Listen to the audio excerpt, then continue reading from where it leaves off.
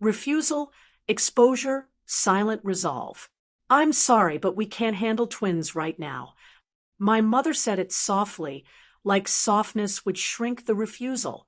I was sitting at their kitchen table with a folder of medical papers in front of me. Surgery date highlighted. Recovery instructions clipped neatly on top. 6 weeks. No lifting. No bending. No strain. I have 2-year-old twins. No lifting isn't a suggestion when your body is being cut open. It's survival. My father didn't look at the papers. He looked at his coffee. At our age, he added, 2 toddlers are just too much. Too much. The words landed heavier than they intended. I wasn't asking them to raise my children. I wasn't asking for months. Just coverage during the surgery and the first critical weeks of recovery. Meals would be prepared. Clothes organized. Bedtime scheduled. I had already planned everything down to the hour. They would only need to be present. We've finally gotten our routine back. My mother continued. Quiet mornings. Peaceful evenings. We don't want chaos again. Chaos. She meant toys on the floor. Tiny shoes by the door. Laughter too loud for their television volume. My twins call them first whenever we visit. Nana, Papa. They run with open arms. But affection is easy when it's scheduled. Responsibility is different. I kept my voice even. It's temporary. They exchanged a look the kind parents think their adult children don't notice. That look wasn't confusion. It was calculation. This will disrupt us. We don't want this. You're strong, my father said. Finally, you've always handled things. Strong. That word is often used when someone wants to step back. I nodded slowly. Inside, something shifted, not anger, not even sadness. Adjustment. When support disappears, strategy replaces expectation. I'll make other arrangements. I said. I didn't beg. I didn't remind them how often I had shown up when they needed help, doctor visits, paperwork, repairs. I didn't mention the weekends I sacrificed so they wouldn't feel alone. Because keeping score in front of people who've already decided doesn't change the outcome. My mother reached across the table briefly, touching my hand like a symbolic gesture could soften reality. Don't take it personally. That sentence always arrives when someone knows it is personal.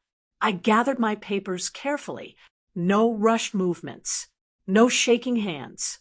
The room felt smaller than usual, not because of space, because of clarity. Support is loud in promises, quiet in action. As I stood, I heard small footsteps in the hallway.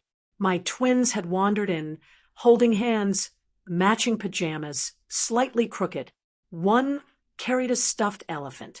The other had crumbs on her cheek from a snack. They smiled when they saw my parents. Stay here, my son asked, looking up at them. My mother hesitated just for a second, and that second was enough. She forced a smile. Not today, sweetheart. They didn't understand. They just nodded and came back to me. Children adjust quickly. Adults justify slowly. I carried them out to the car, one on each hip, knowing in 2 weeks I wouldn't physically be able to do this.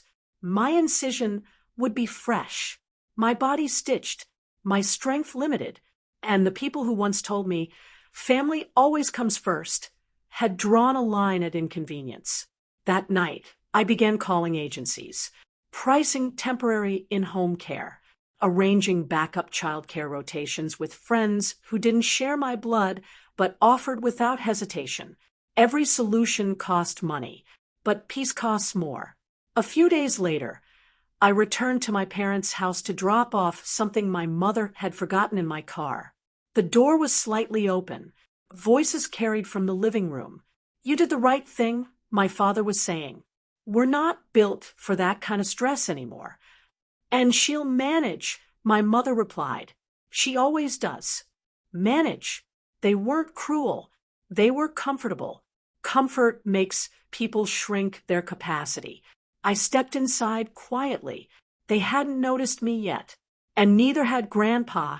He was sitting in his usual armchair, listening, really listening, and his expression told me something had just shifted.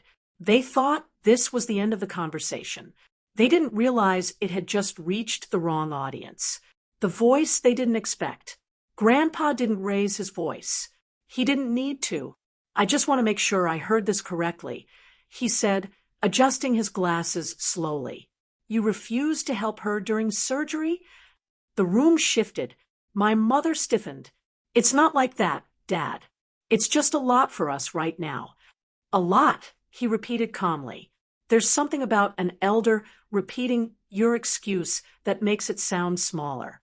My father cleared his throat. We're not as young as we used to be. Twins are exhausting. Grandpa nodded slowly. So is surgery? He replied. Silence. Not dramatic. Not explosive. Just heavy.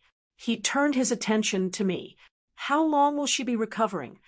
6 weeks. I answered evenly. And during that time, he continued, eyes still on them. She's not allowed to lift them? No, I said. He leaned back in his chair, folding his hands over his cane.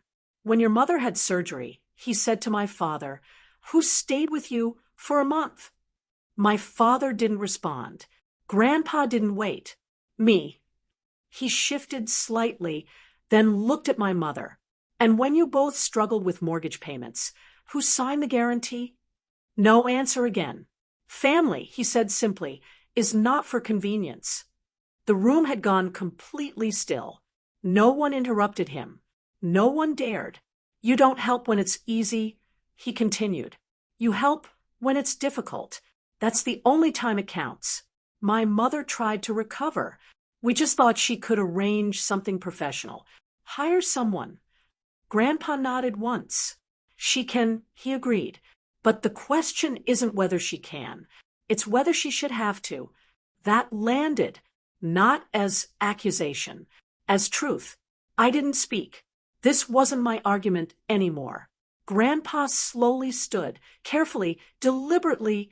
I'll stay, he said. 3 words. My mother blinked. Dad, that's not necessary. It is, he interrupted gently. If you're too tired for your grandchildren, I'm not. My father looked uncomfortable now. Not defensive, just exposed. It's not about being tired, he muttered. Grandpa's eyes softened, but his voice didn't. It's about priorities. Then he turned to me. When is the surgery? In 2 weeks, I answered. He nodded. I'll pack. No grand speech. No emotional performance. Decision made. For the first time since the conversation began, I felt something loosen in my chest. Not because I needed rescuing, but because someone understood what support actually means. My twins wandered in again, clinging to my legs. Grandpa looked down at them and smiled. These two, he said quietly, are never an inconvenience. No one responded to that. There was nothing to argue with. My parents didn't apologize. Not yet, but their faces had changed.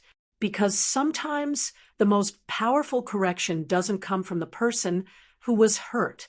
It comes from the one who remembers what family is supposed to be. The shift. When I came home after surgery, the house was calm. My father was on the floor with the twins, building towers. My mother was reading softly. They looked tired, but present. Grandpa sat nearby, quiet, watching. No one mentioned the argument. Later, my mother said, "We were wrong." Simple, clear. I didn't gloat. I didn't remind them. Grandpa hadn't raised his voice that day.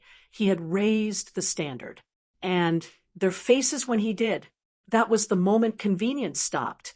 And family began.